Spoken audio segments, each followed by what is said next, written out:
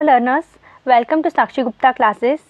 आज के इस वीडियो में हम लोग देखेंगे एमपी टेट वर्ग 3 के फिजिक्स के संवेग के चैप्टर को। तो इसकी पीडीएफ मैंने आपको टेलीग्राम पे सेंड कर दी है, तो आप वहाँ से देख सकते हैं इसकी पीडीएफ को। एंड मैं आगे आपको इसमें सारी चीज़ें समझाऊंगी संवेग से रिलेटेड, और बाकी सारी जो फिजिक्स की यूनिट जो आपकी है वो आपको मैं टोटल पूरी सारी चीज़ें समझाऊंगी इस वीडियो में। तो चलिए शुरू करते हैं आज का वीडियो। आज के वीडियो में हम लोग सिर्फ कॉन्सेप्ट्स करेंगे। जैसे हमारे कॉन्सेप्ट्स क्लियर करते हैं हम लोग एमसीक्यूज पर आ जाएंगे, ठीक है, नेक्स्ट वीडियो में। तो सबसे पहले हम लोग कॉन्सेप्ट्स देख लेते हैं कि क्या होता है, पहले आपको वो जानना ज़रूरी है। तो चलिए संवेग पर आते हैं। संवेग क्या होता है, देखो सबसे पहले परिभाषा समझ लो। संवेग किसी वस्तु के द्रव्यमान और वेग के गुणनफल को कहते हैं। संवेग है, ठीक है, ये संवेग लिखा है हमने। अब संवेग में ये समझो, ये सं है, सं और वेग, बस ऐसे याद कर लो ना। सं से आप कर लो मास, प्लस वेग से आप करो क्या, वेलोसिटी। मास प्लस वेलोसिटी क्या आ गया आपका, mass into velocity. Mass into velocity आपका क्या आ गया, संवेग आ गया, ठीक है, एम इंटू वी। ठीक है, ये हो गया आपका संवेग की विशेषताएं। अब देख लीजिए, बस इतना याद रखना है। संवेग मीन्स क्या, द्रव्यमान। अगर वेग, ठीक है, किसी वस्तु का हम लोग वेग कैलकुलेट कर रहे हैं और साथ साथ अगर उसका द्रव्यमान भी हम लोग देख रहे हैं तो उसको बोलते हैं हम टोटल मिला जुला करके संवेग। ओके, सो हम लोग अब इसकी विशेषताएं पर देख लेते हैं।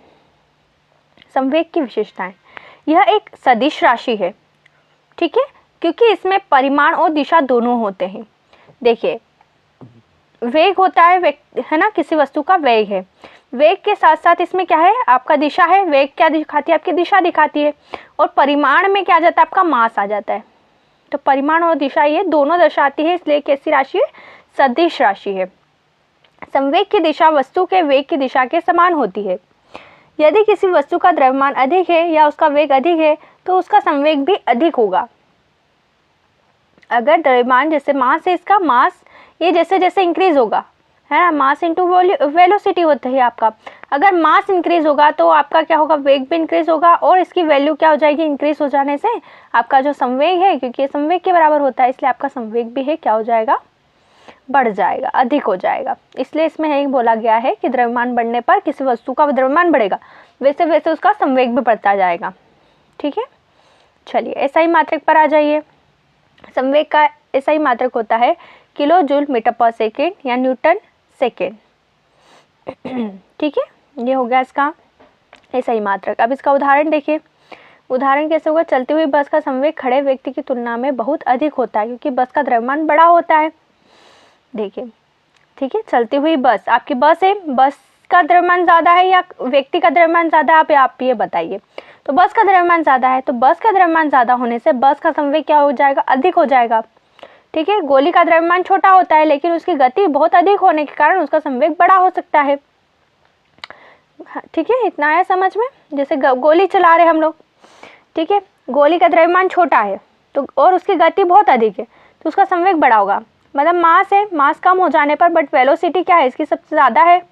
वेलोसिटी ज़्यादा होने से आपका ये क्या हो गया, टोटल वैल्यू क्या हो जाएगी, आपकी इंक्रीज हो जाएगी। जैसे ही टोटल वैल्यू आपकी इंक्रीज होती है, संवेग भी आपका इंक्रीज हो जाएगा। आई बात इतनी समझ में, ठीक है। ये छोटे छोटे कुछ उदाहरण थे जिनको समझ लिया हमने कि जैसे संवेग अगर अधिक होता है तो संवेग कैसे अधिक होगा, द्रव्यमान या अधिक होने से या फिर वेग अधिक होने से, ठीक है। दोनों में से कोई भी चीज़ अगर आपकी अधिक होती है तो आपका संवेग बढ़ जाता है। अब संवेग संरक्षण के नियम देख लेते हैं हम लोग। संवेग संरक्षण का नियम, तो देखो क्या परिभाषा इसमें बोली गई है। किसी अलग थलग आइसोलेटेड ना तंत्र पर कोई बाहरी बल कार्य नहीं करता है तो उस तंत्र को कुल संवेग सदैव स्थिर रहता है। जैसे किसी घटना के पहले और बाद में कुल संवेग बराबर रहता है बशर्ते उस पर कोई बाहरी बल कार्य न करे। देखिए, कोई वस्तु है, एक कंटिन्यू आपकी उस पर चल रही है, ठीक है, कंटिन्यू क्या कर रही है, आपके एक वेलोसिटी से चल रही है, उसका मास भी सेम है, वेलोसिटी भी सेम है, तो इसकी वैल्यू क्या रहेगी, बदलेगी क्या, नहीं बदलेगी, संवेग वैसा का वैसा ही रहेगा। अगर इस पर कोई बाहरी बल लगा दिया जाए, एक एक्सटर्नल फोर्स लगा दिया जाए, तो इसकी वेलोसिटी क्या होती है, इंक्रीज हो जाती है। और जैसे इसकी वेलोसिटी इंक्रीज होती है तो वैसे उसका क्या होगा, संवेग भी इंक्रीज हो जाता है। अर्थात क्या हो रहा है, संवेग का संरक्षण हो रहा है कहीं ना कहीं। देखें हम लोग कैसे हो रहा है संरक्षण, मास और वॉल्यूम के थ्रू, वेलोसिटी के थ्रू हो रहा है, ठीक है। विदाउट एक्सटर्नल फोर्स, अगर वो फोर्स हम लोगों को लगा देते हैं अगर बाहर से, वैसे ही इसकी वेलोसिटी बढ़ती है एंड संवेग आपका बढ़ जाता है, ठीक है।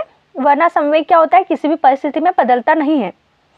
अब देखो हम इसका कुछ गणितीय रूप देख लेते हैं। दो पिंड है ए और बी है, m1 m1 m2 है, ठीक है। इसका देखिए दो वस्तु हमने ले ली है, ए और बी एक ले ली हमने, ओके। एक वस्तु ए है जिसका मास हमने अलग लिया है, m1 लिया है, और इसका लिया हमने m2, इतना कंसीडर हो गया हमारा।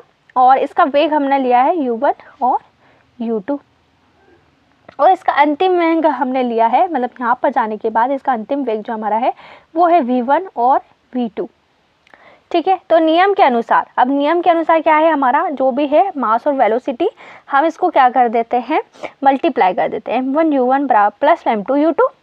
देखिए उसने क्या बोला था, संवेग संरक्षण का नियम बताया था, जिसमें क्या होता था, ये वेलोसिटी आपकी क्या रहती थी, सेम रहती थी, इसलिए इसमें क्या लगा दिया हमने, बराबर का निशान, ठीक है, मीन्स इक्वल्स टू कर दिया, m1 u1 plus m2 u2, ये हो गया, इक्वल्स टू में m1 v1 plus m2 v2, ये किया है, ठीक। तो इस फिर इसे क्या करा है, सॉल्व कर दिया है, फिर u1 प्लस m2 u2 बराबर m1 v1 plus m2 v2। देखिए इसको पूरा देखो, m1 v1 plus m2 v2 ये हो गया, फिर वापस से m1 u1 plus m2 u2 बराबर m1 v1 plus m2 v2, मतलब वही चीज़ें वापस से हो गई है कि जो आपका वही चीज़, देखो यही देख लीजिए आप, जो मास है और जो वेलोसिटी ये क्या है, सेम है। अगर दोनों को जोड़ दिया जाता है तो इसे और इसे, दोनों अगर पदार्थ को, दोनों पिंडों को अगर हम लोग संवेग को जोड़ दिया जाता है तो दोनों क्या निकलेंगे, इक्वल निकलेंगे, ओके। सो आपका जो स्टार्टिंग में, मीन्स वही बता रहे हैं कि आपके स्टार्टिंग में जो संवेग है वही संवेग आपका लास्ट में भी रहता है, अगर एक्सटर्नल फोर्स नहीं लगाया जाए तो, ठीक। आप देखिए इसमें मुख्य बिंदु हम कुछ देख लेते हैं, वो ये है कि यह नियम न्यूटन के तृतीय नियम का सीधा परिणाम है। यह नियम सभी प्रकार के टक्करों, कॉलिजन पर लागू होता है, चाहे वे प्रत्यास्थ इलास्टिक हो या अप्रत्यास्थ अनइलास्टिक हो। अब न्यूटन का थर्ड लॉ क्या बोलता है कि जब तक एक्सटर्नल फोर्स नहीं लगाया जाता है तब तक क्या होता है, वस्तु क्या है, अपनी एक समान गति से चलती रहती है, ठीक। कुछ संवेग हमेशा संरक्षित रहते हैं, भले गतिज ऊर्जा कभी कभी संरक्षित नहीं रहे, ठीक है। गतिज ऊर्जा संरक्षित नहीं रहती है बट संवेग हमेशा संरक्षित रहते हैं, ठीक है। अब ये कॉलिजन्स क्या होते हैं, मीन्स अगर दो वस्तु आपस में टकराती है तो उसको कॉलिजन बोलते हैं। तो सारे कॉलिजन्स पे भी ये लागू होगा, मीन्स टकराना है ना, दोनों वस्तु अगर टकरा रही है आपस में एनवायरनमेंट में तो उसको बोलते हैं कॉलिजन। तो इस पर भी ये इलास्टिक हो या इन इलास्टिक, मीन्स इलास्टिक का मतलब होता है अगर चेंज होते हैं ना, दोनों टकराने के बाद वो चेंज हो जाते हैं तो इलास्टिक कहते हैं, और दोनों चेंज नहीं होते तो इनइलास्टिक कहते हैं। तो कोई भी टक्कर अगर होती है तो ये नियम जो है संवेग संरक्षण का नियम इस पर लागू होता है, और आपके न्यूटन के थर्ड लॉ जो है उस पर भी ये नियम आपका लागू होता है, संवेग संरक्षण का नियम, ठीक है। इतना हो गया। अब उदाहरण देखो, उदाहरण में बोला है बंदूक और गोली। जब गोली दागी जाती है तो गोली आगे बढ़ती है और बंदूक पीछे हटती है। जैसे हम लोग ऐसे गोली चलाते हैं तो क्या करते हैं, ये जैसे ही फोर्स बाहर की तरफ गया, ठीक है, एक से मतलब गोली यहाँ से क्या गई है, इस बंदूक के बाहर की तरफ गई है, और क्या होता है, झटका हमको कहाँ लगता है, पीछे की तरफ, हमारे कंधे पर लगता है, या फिर उंगली हम अगर हाथ में रखी गई है तो उसे हाथ पर लगेगा झटका से, तो उसको बोलते हैं हम लोग आपका क्या, गोली दागी जाती है तो क्या होता है, पीछे हटती है आपकी बंदूक, ठीक है। इसको बोलते हैं रिकॉइल एनर्जी। इसे बोलते हैं क्रिया प्रतिक्रिया का नियम। क्रिया प्रतिक्रिया यानी वस्तु जो है अगर क्रिया कर रही है तो कोई ना कोई अपनी प्रतिक्रिया यानी अर्थात आपके पीछे भी कोई ना कोई बल जरूर लगाएगी, ठीक। क्रिया प्रतिक्रिया का नियम, और यही आपका क्या कहलाता है, न्यूटन थर्ड लॉ। यही है न्यूटन का थर्ड लॉ, ठीक, जो कि संवेग संरक्षण पर आपका लागू होता है। गोली और बंदूक का कुल संवेग घटना से पहले और बाद में बराबर रहता है। कोई भी गोली जैसे गोली चली है तो इसका संवेग यहाँ पर क्या है, वेग भी एक जैसा है, उसका मास भी सेम है, मास में भी कोई चेंज नहीं है ना, वेलोसिटी में कोई चेंज है, और बंदूक के भी मास भी सेम है, वेलोसिटी भी सेम है, तो दोनों का संवेग क्या हो गया, संरक्षित हो गया। अब यहाँ पे दूसरी चीज़ ये बोली गई है, दो वस्तुओं की टक्कर, यहाँ पे वही कोलिजन वाली चीज़ आ जाएगी। अगर दो वस्तु आपस में टकरा रही है तो दोनों संयुक्त हो गई इस तरह से, और ये आपस में क्या संवेग इसका क्या हो गया, एक जैसा हो गया, पहले और बाद में बराबर आ रहा है। यहाँ पर देखिए एक वस्तु है ये, एक वस्तु है ये, बाद में क्या करते हैं ये आपस में टकराते हैं, तो इनका टोटल जो संवेग होता है वो इस संवेग के, इन दोनों के संवेग के हमेशा इक्वल आएगा। ये होता है संवेग संरक्षण का नियम। SI मात्रक पर आ जाओ। इसका SI मात्रक किलो जूल मीटर पर सेकेंड और न्यूटन सेकेंड होता है ना, या फिर न्यूटन इंटू सेकेंड्स होता है। देखो हाँ देखिए आपका क्या बोला गया है, संवेग देखिए किलो जूल पर सेकेंड, यहाँ पर भी ठीक है किलो जूल मीटर पर सेकेंड। बिकॉज मास का क्या होता है, आपका होता है मास इनटू वॉल्यूम, यही होता है वेलोसिटी। मास क्या होता है किलो जूल में हम लोग व्यक्त करते हैं, और वेलोसिटी को किसको करते हैं हम लोग, मीटर पर सेकेंड में करते हैं।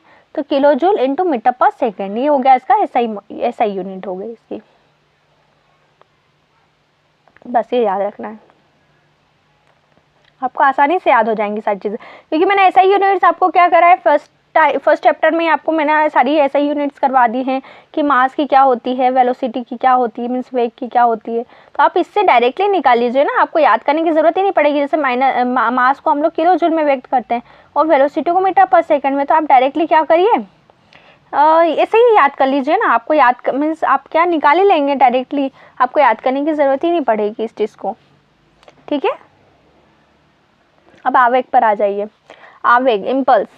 अब जब किसी वस्तु पर बहुत कम समय के लिए कोई फोर्स लगाया जाता है और वह वस्तु संवेग बदल देता है तो उस बल और समय का गुणनफल आवेग इम्पल्स कहलाता है। देखिए अब संवेग में हम क्या लेते थे, द्रव्यमान लेते थे, बट अब इसमें क्या लेंगे हम लोग, बल लेंगे, बल और समय। ठीक, क्या क्या लेंगे हम लोग, बल फोर्स और इनटू में समय अर्थात टाइम ले लेंगे हम लोग।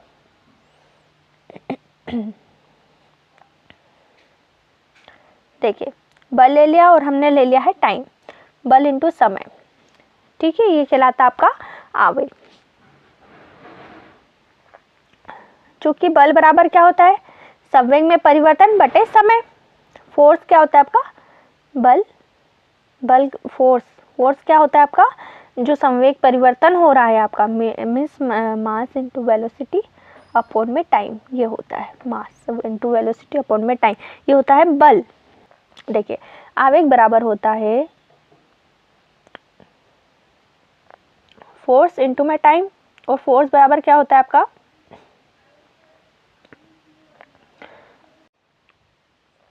एंड देन ये इंटू टी हो जाएगा। अब टी से टी कट गया, आपका क्या बचा, मास इंटू वेलोसिटी बचा है। मास इंटू वेलोसिटी क्या होता है, संवेग में परिवर्तन होता है। तो ये क्या हो गया आपका, टोटल मिला के संवेग में परिवर्तन बराबर में आवेग आ गया। ओके,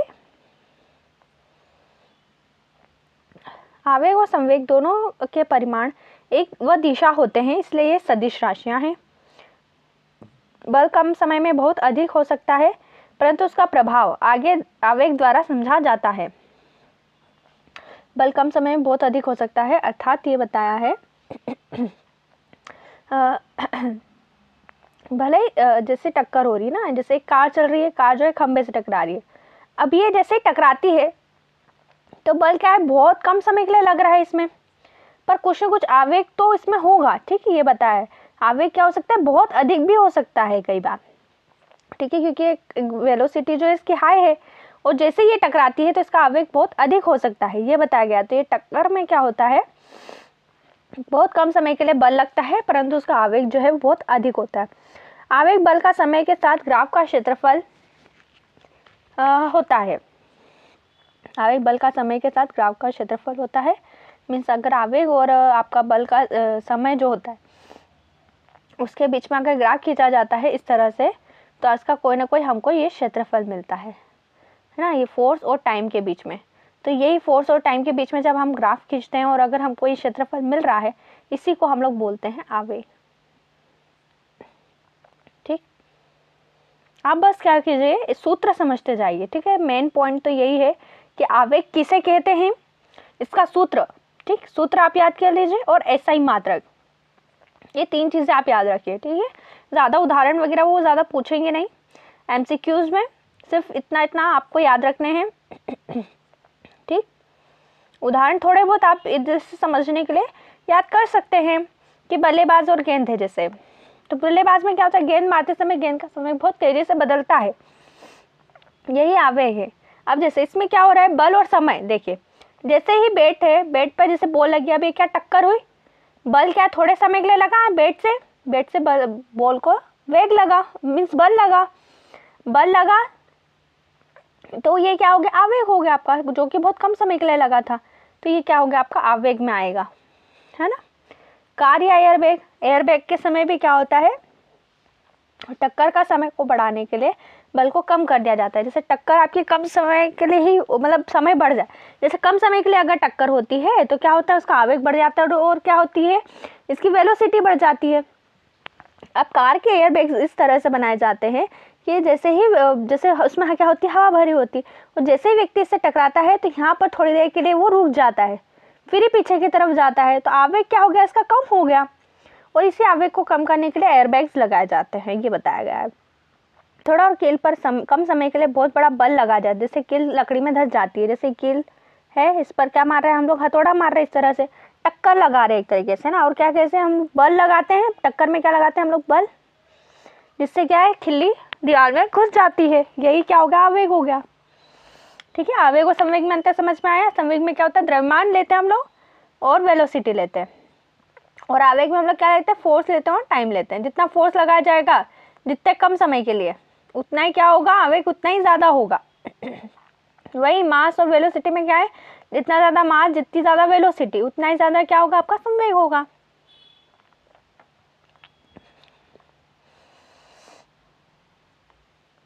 देखो अब इसमें कुछ अंतर बताए गए हैं बल और आवेग को लेकर के।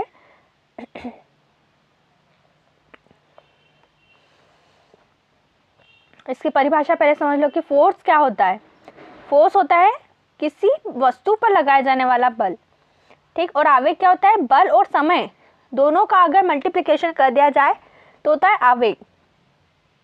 इनका मात्रक होता है न्यूटन, और इसका न्यूटन इंटू सेकेंड हो जाएगा। इसका प्रकार कैसा है, तत्कालिक हो सकता है, और ये कैसे, समयावधि पर बल का प्रभाव होता है। बस थोड़ी थोड़ी चीज़ें संबंध देख लेना, ठीक।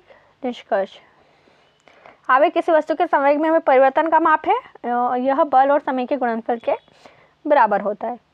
यही चीज़ें हमने देखी थी। अब फ्रिक्शन पर आ जाओ। फ्रिक्शन में क्या बोला गया है, घर्षण।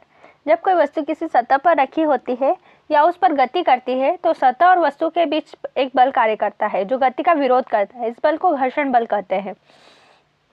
ये एक सरफेस है, इस पर कोई वस्तु है, वस्तु क्या करती है, लुढ़कते लुढ़कते जाती है, कोई भी गोल हो गई चीज़ या फिर कोई चौकोर चीज़ हो गई, कोई भी चीज़ क्या करती है, इस पर लुढ़कते हुए जाएगी इस तरह से, फिर ऐसी जाएगी, ऐसे गोल गोल होते हुए जाएगी, और ऐसे गोल गोल होते हुए ऐसे जाती है, ठीक है। तो इसमें क्या होता है, ये जो ज़मीन होती है ना, जो सतह है और ये जो वस्तु की सतह है, दोनों सतहों के बीच में क्या होता है, एक बल कार्य करता है जिसको बोलते हैं हम लोग घर्षण। और ये घर्षण बल के कारण क्या होता है, जो वस्तु की गति है वो प्रभावित होती है। जैसे ही वस्तु में क्या होता है, घर्षण लगता है, वैसे उसकी वेलोसिटी जो है, उसकी गति जो है वो कम होने लग जाती है, ठीक है। ये क्या होती है, धीरे धीरे ऐसे जाएगी और गति कम होती जाएगी, तो इसको बोलते हैं हम लोग घर्षण। ये हमेशा क्या होता है, गति के जो वस्तु की दिशा है उसके हमेशा विपरीत दिशा में आपका घर्षण बल लगता है। अब दो तरीके के घर्षण होते हैं, स्टैटिक फ्रिक्शन और देखो हम नीचे देखेंगे एक और फ्रिक्शन, स्टैटिक घर्षण और काइनेटिक डायनेमिक फ्रिक्शन। आपका देखो स्टैटिक घर्षण में होता है जब कोई वस्तु किसी सतह पर रखी होती है और उस पर बल लगाने पर भी वह फिसलती नहीं है। जब सतह द्वारा वस्तु पर लगाया गया विरोधी बल स्टैटिक घर्षण कहलाता है। यह वस्तु की गति को शुरू होने से रोकता है। यह वस्तु पर लगाए गए बल के बराबर और विपरीत दिशा में लगता है जब तक वस्तु चल न पड़े। इसका मान 0 से लेकर अधिकतम मान तक हो सकता है। अधिकतम स्थैतिक घर्षण का सूत्र, ठीक है। अभी स्थैतिक घर्षण के कुछ सूत्र आ गए। देखो पहले हम लोग समझ लेते हैं अभी स्थैतिक घर्षण होता क्या है कि जैसे सरफेस पे स्थिर रूप से ये वस्तु रखी गई है। अब यहाँ पर जैसे समझ लो कि ऐसे कांटेदार है, ठीक, कांटेदार सरफेस है। अब एक सरफेस कांटेदार होने से ये वस्तु जो है इस पर लुढ़क नहीं पा रही है, आगे नहीं जा पा रही है, तो इस प्रकार के घर्षण को स्थैतिक घर्षण कहते हैं। अब इसमें क्या होगा, हमको ये क्या कहता है, गति शुरू होने से रोक रहा है, इसकी लुढ़कने से रोक रहा है। अब हमको क्या करना पड़ेगा, यहाँ पे एक्सटर्नल फोर्स लगाना पड़ेगा, इसको धक्का देना पड़ेगा जिससे वो आगे बढ़ सके। ओके, तो अब इसकी विशेषता क्या है, वस्तु पर लगाए गए बल के बराबर विपरीत दिशा में लगती है जब तक वस्तु चल न पड़े। इसका मान 0 से लेकर अधिकतम मान तक हो सकता है, ठीक। गतिज घर्षण पर आ जाते हैं, काइनेटिक एंड डायनेमिक फ्रिक्शन। परिभाषा, जब वस्तु चलना शुरू कर देती है तब सतह द्वारा वस्तु पर जो विरोधी बल लगता है वह गतिज घर्षण कहलाता है। अब यहाँ पर ये बताया गया है जैसे ये लुढ़कते हुए, ठीक है, ये एक है ढाल, यहाँ पर कोई वस्तु रखी गई है। अब ये क्या करेगी, इस यहाँ से आसानी से फिसल रही है, बट यहीं पर अगर हम लोग बोले कि यहाँ पर कुछ बैरियर्स लगा दिए जाए इस तरह से, ठीक, बैरियर्स मीन्स लगा दिया जाए तो क्या होगा, ये जो है लुढ़कते लुढ़कते जाएगी और यहाँ पर इसको रुकाव महसूस होगा, फिर यहाँ पर रुकाव महसूस होगा और यहाँ पर होगा। ऐसे 2-3 जगह यहाँ पर क्या होते हैं, इसकी जो गति है उसको रोकने का काम कर रहा है ये बैरियर। तो यही फिसलना अगर शुरू कर देती, यहाँ से क्या, यहाँ पर बैरियर नहीं लगाया हुआ है, इसमें कहाँ पे बैरियर है, इसकी जो गति हो रही है उसके बाद बैरियर अगर इसमें लग रहा है, कोई घर्षण इसको रोक रहा है, तो उसको बोलेंगे हम लोग गतिज घर्षण। इसका मान स्थैतिक घर्षण से थोड़ा कम होता है, हमेशा एक स्थिर मान होता है और गति के परिमाण पर निर्भर नहीं करता है। ये कुछ अंतर देख लीजिएगा, ठीक, नॉर्मल सही है, देखते जाइएगा। वर्क पर आ जाते हैं। वर्क की परिभाषा क्या हो गई, जब किसी वस्तु पर कोई बल लगाया जाता है और वस्तु उस बल की दिशा में विस्थापित होती है तब कहा जाता है उस बल द्वारा कार्य किया गया है। अर्थात ये आपकी स्थिर वस्तु है, ठीक, ये समझिएगा, ये स्थिर वस्तु है। अब यहाँ पर कोई इंसान क्या कर रहा है, यहाँ पर बल लगा रहा है इस पर, ठीक। तो जैसे बल लगाया जाता है तो वस्तु क्या है, उस बल की दिशा में, ठीक, इस तरफ बल लगाया जा रहा है और उसी बल की दिशा में क्या कर रही है, वस्तु गति करने लग जाती है। तो क्या कहेंगे हम लोग कि वस्तु, ये जो इंसान है इसके द्वारा ये स्थापन किया गया है इस वस्तु का, और तो इसको क्या बोलेंगे हम लोग, कार्य बोलेंगे। स्थापन हुआ है कहीं ना कहीं, तो इसको बोलते हैं हम लोग कि इस इंसान के द्वारा ये कार्य किया गया है कि इस वस्तु को यहाँ से यहाँ सरकाया गया, ठीक है। बस इतना ही है कि बल और विस्थापन का गुणनफल ही कार्य है। देखिए मैं आपको बताया ना, बल लगाया, बल से क्या हुआ, विस्थापित हुई वस्तु एक दिशा से, एक जगह से दूसरी जगह गई, जिससे क्या हुआ, विस्थापन हुआ उस वस्तु का। और जैसे बल और विस्थापन का गुणनफल क्या कहलाएगा, आपका कार्य कहलाता है।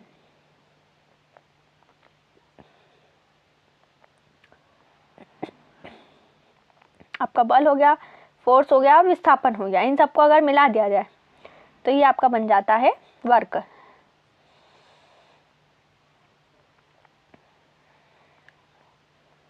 कंडीशंस देखिए, वस्तु पर बल लगाया जाए, वस्तु का विस्थापन हो, बल कोई घटक विस्थापन की दिशा में होना चाहिए। बल का कोई घटक विस्थापन की ही दिशा, मीन्स बल लगाया है और उसी दिशा में आपका विस्थापन हो रहा है, तो वही चीज़ होनी चाहिए आपकी। अब देखो, कार्य 2 प्रकार के होते हैं, धनात्मक कार्य होता है और ऋणात्मक कार्य होता है। धनात्मक कार्य का मतलब ये है कि जब बल और आपका बल है, इस पर लगाया गया बल, फोर्स, और आपका जो डिस्टेंस, ठीक है, आपके जो विस्थापन है वो एक ही दिशा में अगर होता है तो धनात्मक कार्य उसको कहा जाता है। और अगर फोर्स और आपका विस्थापन उल्टी दिशा में है तो उसको बोलते हैं हम लोग ऋणात्मक कार्य। देखिए, ऋणात्मक बल का काम करता है आपका घर्षण बल। अभी बताया ना, आपकी वेलोसिटी क्या करती है, डिक्रीज करती है घर्षण। तो जैसे ब्रेक लगाया जाता है तो नकारात्मक कार्य आपका करता है।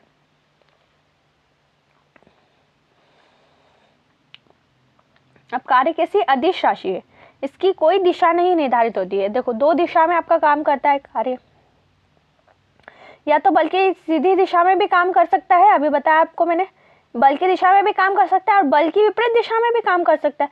तो क्या इसकी कोई दिशा निर्धारित है? तो नहीं है निर्धारित दिशा इसकी, इसलिए क्या कहा जाएगा? ये अदिश राशि कही जाएगी। देखो, कार्य का मान धनात्मक, ऋणात्मक या शून्य हो सकता है। शून्य किस दिशा में होगा? अगर वस्तु जो है विस्थापित ही नहीं हो रही, इस दिशा से इस दिशा में नहीं जा रही है वस्तु, कोई भी विस्थापन ही नहीं हो रहा है उसका कोई, तो क्या बोलेंगे कि कार्य बिल्कुल ही शून्य है, आपका वर्क जो है वो बिल्कुल 0 है वर्क। देखिए, ठीक है, इतना है समझ में। अब आगे बढ़ते हैं। ऐसा ही मात्रक देख लेना क्या होता है आपका। देखिए, जूल होता है, कार्य का मात्रक क्या होता है आपका? जूल। और न्यूटन इंटू मीटर, क्योंकि न्यूटन क्या हो गया आपका? फोर्स हो गया, और मीटर क्या है? डिस्टेंस। डिस्टेंस जो कवर कर रही है वो डिस्टेंस हो गई आपकी। डिस्टेंस को किससे बताते हैं हम लोग? दूरी को मीटर से, और फोर्स को आपको न्यूटन से बताते हैं। ठीक है, ये सभी मैंने आपको ना फर्स्ट चैप्टर में बता दिया है, तो आप क्या है वहाँ से ऐसा ही मात्रक अगर आपने पढ़ लिया ना अच्छे से, तो यहाँ पर आपको फटाफट बनाते हुए आ जाएगा इन सब का भी। उदाहरण देख लेना, किताब को सिर पकड़ कर खड़े रहना, गेंद के लुढ़कने पर घर्षण बल। अब ऊर्जा को हम लोग समझ लेते हैं। तो ऊर्जा क्या होती है? एनर्जी। कार्य करने की क्षमता को ऊर्जा कहते हैं, अर्थात हम जितना काम कर रहे हैं उसके लिए जितनी ऊर्जा हमको मिल रही है उसी को बोलते हैं हम लोग एनर्जी। ऊर्जा के मुख्य प्रकार कौन कौन से ऊर्जा है होती है? गतिज ऊर्जा एक तो होती है, जब कोई वस्तु गति में होती है उसमें गतिज ऊर्जा होती है। कैसी गति में होती है? अर्थात जैसे लुढ़क रही है ना कोई भी बॉल, ये देखिए ढलान है, ये बॉल है, यहाँ से लुढ़क रही है अगर कोई भी बॉल, तो इसमें कौन सी ऊर्जा होगी? कार्य हो रहा है इसमें, क्योंकि इसमें क्या हो रहा है आपका? विस्थापन हो रहा है, इसलिए कार्य तो इसमें हो ही रहा है इस बॉल में। तो इस बॉल में अगर कार्य हो रहा है तो कहीं तो आपकी क्या है? ऊर्जा खर्च हो रही है। तो इस बॉल में जो ऊर्जा है वो कौन सी ऊर्जा है? आपकी काइनेटिक एनर्जी वाली ऊर्जा है। ठीक है, क्योंकि इसमें कोई एक्सटर्नल फोर्स नहीं लग रहा है, डायरेक्ट अपने आप से ही क्या कर रही है? लुढ़क रही है। तो क्या है? गतिमान है, ऊंचाई से क्या कर रही है? देखिए, ऊंचाई से हाइट है इसकी कोई ना कोई, इस हाइट से वो क्या कर रही है? नीचे की तरफ आ रही है। ठीक है, इसको बोलते हैं हम लोग काइनेटिक एनर्जी।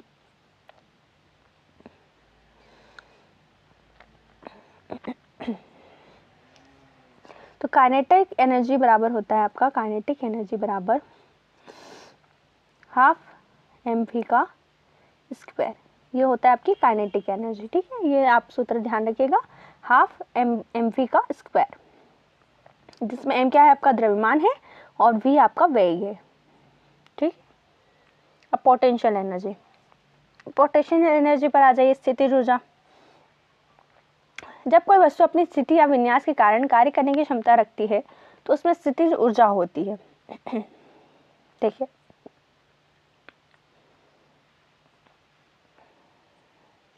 ठीक है, ये हाइट है एक प्रकार की। ठीक है, ये हाइट पर है एक बॉल रखी हुई। अब ये वस्तु क्या है? गतिमान तो नहीं है। ठीक है, बॉल क्या है? गतिमान तो नहीं है, बट इसमें अगर हम लोग कोई भी बल देखो विन्यास का कार्य करने की क्षमता रखती है, मीन्स इसमें क्या है? अगर इसको हाइट से यहाँ से जंप आउट कर दिया जाए, इससे जंप कर दिया जाए, यहाँ पर ला करके इसको जंप करवा दे, तो क्या होगा? ये लुढ़कते नीचे आ जाएगी, आ जाएगी। ठीक है, बट अब यहाँ पर वो रखी गई है, इसलिए क्या है? यहाँ पर वो क्या कर रही है? गतिमान नहीं है, परंतु इसमें ऊर्जा जरूर है। ठीक, जिससे क्या कर सकती है? कार्य कर सकती है आगे जा करके, इसलिए इसको बोलेंगे हम लोग स्थितिज ऊर्जा, क्योंकि इसके विन्यास के कारण कोई ना कोई कार्य करने की क्षमता जरूर है इसकी। ठीक, ये होती है आपकी स्थितिज ऊर्जा।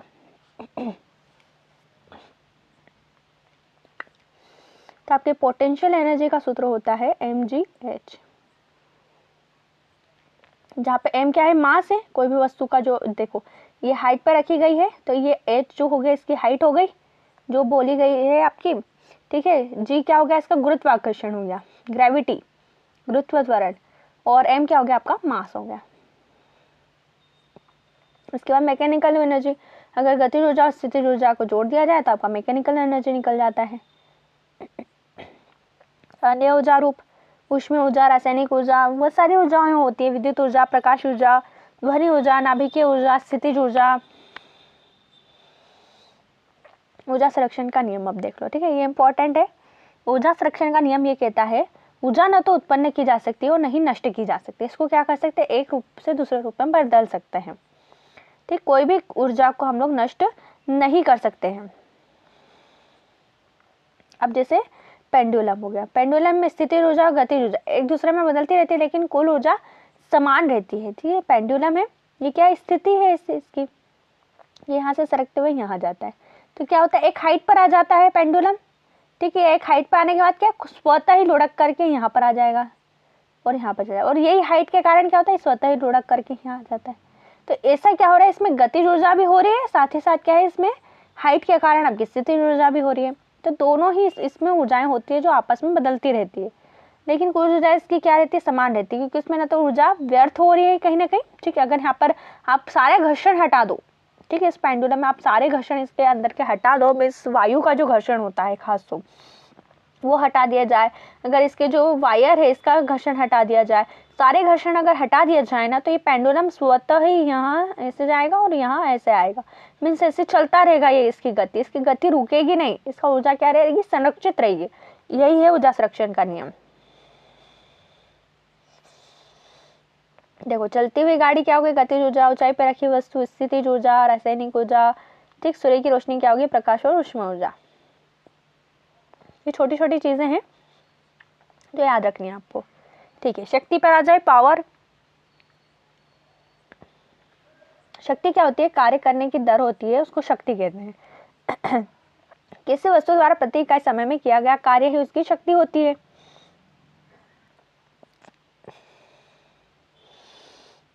तो क्या हो जाएगा आपका पावर, पावर बराबर क्या हो जाएगा आपका जो कार्य है प्रति समय में, मतलब मीन्स डेल टी हो जाएगा। ठीक है, कार्य बाय में डेल टी, प्रति इकाई समय में किया गया कार्य आपका क्या कहलाता है, पावर कहलाता है। पावर मीन्स शक्ति। ठीक, पावर शक्ति, वर्क डन और टाइम।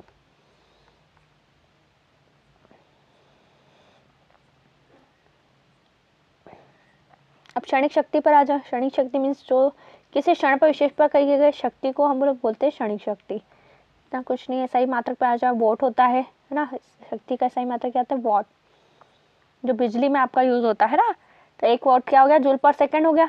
ठीक, जूल पर सेकंड क्या होगा आपका, वॉट हो गया, क्योंकि देखो पावर होता है आपका वर्क बाय टी, तो वर्क का आपका होता है जूल, है ना, अभी आपने देखा ना जूल, और टी हो गया टाइम, सेकेंड्स में जो हमारा बताता है। ठीक है, तो ये हो गया आपका जूल पर सेकेंड। ठीक, निकल आया ना, ये बहुत आसान है निकालना है सही मात्रक। आपको बस एक थोड़े बहुत अगर आपको याद रहना है सही मात्रक, तो आप सभी के सूत्र के अनुसार आप सभी जितने भी हैं आप सभी के सही मात्रक निकाल सकते हैं। हॉर्स पावर होता है, देखिए किलोवाट होता है, मेगावाट होता है और हॉर्स पावर होते हैं। 746 वाट, है ना, ये सब याद रखना। देखो 1 किलोवाट बराबर क्या होता है, 10⁻³ वाट। मेगावाट क्या होता है, 10⁻6 वाट। और हॉर्स पावर क्या होता है आपका 746 वाट। बल्ब की रेटिंग 100 वोल्ट का अर्थ है बल्ब प्रति सेकंड 100 जूल प्रति खर्चा ऊर्जा खपत करता है। इंजन की शक्ति, एथलीट, ठीक है, ये सारी चीजें निष्कर्ष।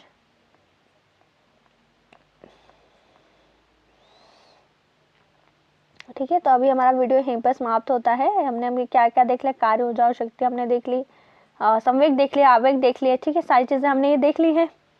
क्या क्या देखा, संवेग देखा, आवेग देखा, ठीक, इनकी परिभाषाएं देख ली, संवेग क्या होता है, आवेग क्या होता है, कार्य देख लिया, ऊर्जा देख ली, घर्षण देख लिए। ठीक, ये छोटी छोटी सी चीजें हैं। देखिए इसमें आपको क्या चीजें याद रखनी, देखो पहले तो एक परिभाषा आप याद रखिएगा, इसका जो मेन कॉन्सेप्ट है वो क्या है, इनकी परिभाषा क्या क्या है। ठीक, कार्य की परिभाषा, शक्ति की परिभाषा, घर्षण की परिभाषा, इनकी परिभाषाएं याद रखना। साथ ही इसके जो सूत्र हैं, मैंने आपको जो अलग अलग सूत्र दिए गए वो याद रखिएगा, और ऐसा ही मात्रक याद रखिएगा। बस इतना याद अगर आपने रख लिया ना, अब कोई भी अगर न्यूमेरिकल भी आ जाता है किसी टाइप का, आपका किसी कार्य से रिलेटेड कोई न्यूमेरिकल आ गया, जैसे कार्य का रिलेटेड भी अगर कोई न्यूमेरिकल आ जाता है, तो आप क्या करेंगे, उसको सूत्र लगा करके सॉल्व कर देंगे। कार्य क्या होता है, बल गुणित विस्थापन, डायरेक्ट लगाया, बल गुणित डिस्टेंस आपको लगा दिया, बल गुणित विस्थापन। आप जैसे ये सूत्र लगाते हो, न्यूमेरिकल में जो वैल्यूज आपके दिए हुए होते हैं, ठीक है, आप क्या करेंगे, डायरेक्ट इन वैल्यूज को यहाँ पर पुट कर देंगे, जो आपका फोर्स दिया होगा और डिस्टेंस दिया होगा। तो उसका कार्य क्या होगा, ऐसा पूछ लिया अगर, या फिर कार्य से आपका पूछ लिया कि भाई बल इतना लगाया जाता है, कार्य इतना होता है, तो उसका विस्थापन कितना होगा, ऐसे भी पूछ सकते हैं। तो ठीक है, इन सूत्रों के आधार पर आप क्या करें, ये सारे न्यूमेरिकल्स को सॉल्व कर सकते हैं बड़े आसानी से। आपको 3 चीज़ें बहुत ही बिल्कुल ही याद रखनी है। परिभाषा से कोई भी आपका न्यूमेरिकल बन सकता है। जैसे कार्य की परिभाषा क्या है, ठीक इस तरह से पूछ लिया गया। संवेग की परिभाषा क्या होती है, संवेग का ऐसा ही मात्रक क्या होता है, आवेग का ऐसा ही मात्रक क्या होता है, ऐसा कुछ भी आपसे पूछा जा सकता है। तो आपको क्या मेनली याद रखना है, इन सभी चीज़ों को बिल्कुल ही ध्यान में रख करके चलना है, और इतने में आपका सारा जो टॉपिक है वो कवर हो जाएगा। ठीक, आपको ज़्यादा चिंता करने की ज़रूरत नहीं है। सो अगर आपको इसकी PDF चाहिए इस क्लास की, तो वो आपको मिल जाएगी टेलीग्राम चैनल पर मेरे। और अगर आपको कुछ डाउट रहता है इससे रिलेटेड तो आप कमेंट कर सकते हैं। Thanks for watching.